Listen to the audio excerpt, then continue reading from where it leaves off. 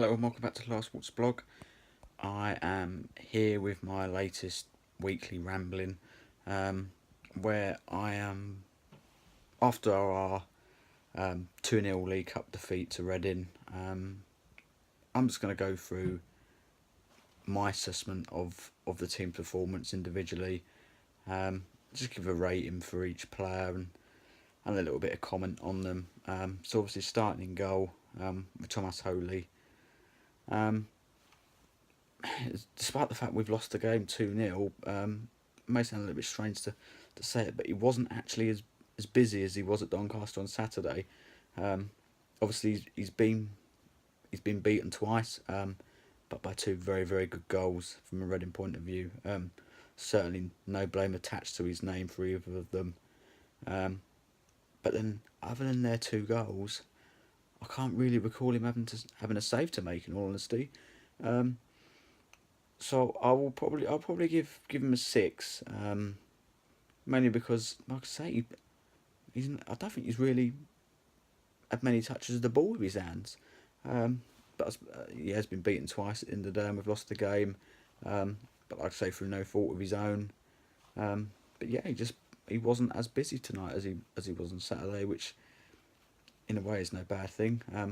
But like I say, we've just been undone by two bits of quality from a higher opposition to in this cup tie, and that's all there is really for Holy's performance. Moving to defence, and I'll start with the centre backs. Luke O'Neill, I'll give a 6 again. Did a decent enough job before coming off injured. I think a few minutes to play. Hopefully, there's nothing serious in that, and he can be fit for Bradford Saturday, because he went off, and after quite a lot of treatment on the sidelines, he ended up going straight down the tunnel when we'd already made 3 subs. So we ended up having to finish the game with 10. So let's hope there's nothing too serious there, because again, like we've touched on, he's never going to be the spectacular one that wins man of the match, but it was another solid enough performance from him. And moving along into the middle of the central defenders tonight was Max Hamer. Muchly criticised after Doncaster's draw on Saturday, by myself included. But I'll give him also a 6 tonight. I thought he was a bit better.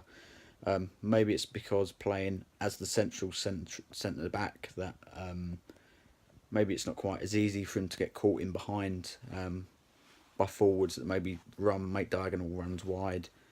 But it certainly was a more assured performance from him tonight. Still not perfect, but better, and something to build on, I would say. But my pick of the 3 centre backs tonight was Conor Ogilvie, Spurs loanee. Whereas he played left wing back at Doncaster, he moved inside to play as the left-sided centre back tonight, and I thought he was really, really good there. He won a lot in the air, and he was really good on the ball, really composed. A couple of times carried forward with it, which is always a good option to have when you're playing with 3 centre halves, having one that's got the ability and the confidence to carry out with the ball. Yeah, he was my pick of the 3 centre backs, and I think I prefer him in there to what I do at left wing back, in all honesty. But at right wing back was once again Scotty Wagstaff. I'll probably give him a 6. A bit like Doncaster, really. He was okay. He went about his business without really setting the world alight. Wasn't really involved in an awful lot of our attacking play. Although in the first half there was quite a lot of instances where he was in a lot of space on the right hand side, but unfortunately his teammates around him didn't see him in that space, so wasn't able to give him the ball to utilise that situation he might have been able to get himself into. But on the opposite side, Josh Parker's gone from playing as centre forward at Doncaster to playing left wing back tonight. But to be honest, I'd give him a 6 as well, whereas I gave him 5 on at the weekend. I thought he was better. in the wing back role, but many of us have said it that he does seem to be more effective in wider areas. Because he did it tonight as well. He picked the ball up and he drove forward, drove at people a couple of times where you've not got that likelihood of him straying offside lazily and things like that. So he's not a wing back. He's probably a winger more than anything. But it was better from him tonight, in my opinion. So moving into midfield and starting with Josh Wright. I'd just about give him 6. Wasn't his greatest game. To be honest, even in pre-season, I don't think he's performed as well as he was last season. I don't know whether it's all the transfer speculation and stuff like that is affected him, but just don't think he's quite been the same, and he didn't really make his mark at all on the game at Reading. I thought Darren Oldacre was better. I'd give Darren a 7. First half especially, I thought he was excellent. Always looking to get on the ball, playing good passes, getting into good positions. Much like what we've seen Darren Oldacre do plenty of times when we have seen him play. We know he's got the quality, we know he's got the confidence in his ability, and he was trying that tonight. It's good to see him get a run out in a big stadium. Be good experience for him. And obviously we also had in midfield Jake Heston-Tyler. Bit like Wright, I'd give a 6. Don't think he really made much of a mark on the game. Was better first half.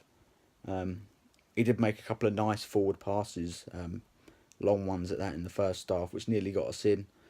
But then second half, didn't really notice him at all, to be honest. So that's probably why I'll give him a 6 rather than pushing towards a 7. But up front, we started with Tom Eaves again, and I'll give him a 6. One better than Saturday because I thought he did perform slightly better.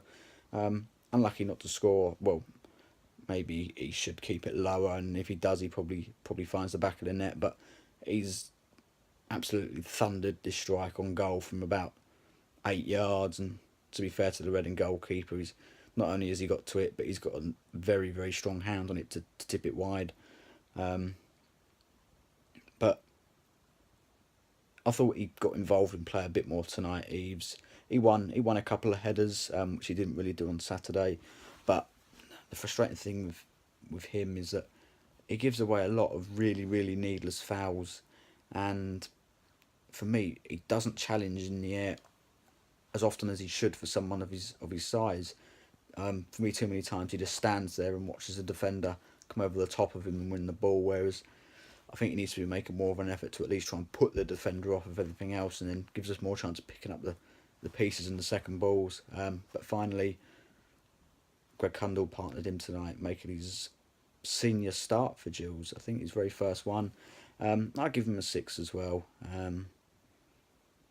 First off, I was impressed with him. Nice movement, some nice link-up play with back to goal as well at times, showed some good strength.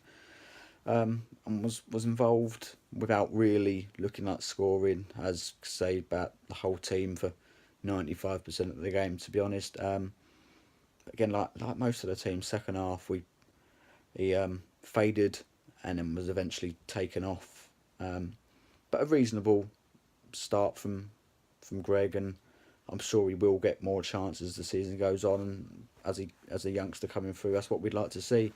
But I'm not really going to give marks to the subs because some of them didn't have that long on the field. And like I say, we hardly had a kick of the ball once we made the sub, so there's not a lot to judge them on. But yeah, there are my thoughts on individuals from Reading. So thanks for watching.